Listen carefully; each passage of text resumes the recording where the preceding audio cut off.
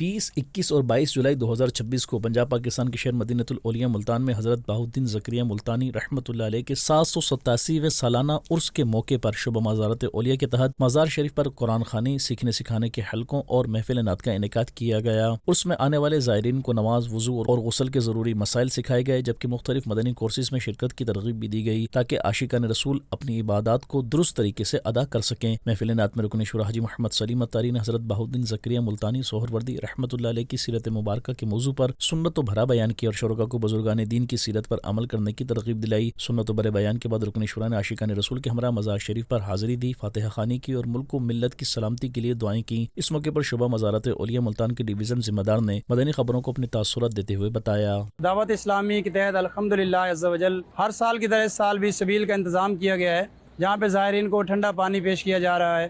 اور نیکی کی دعوت پیش کی جا رہی ہے۔ الحمدللہ عز و جل یہاں کورسز کا بھی سلسلہ ہے، قرآن خوانی کا سلسلہ ہوا۔ یا بہاؤالدین زکریا ملتانی، یا بہاؤالدین زکریا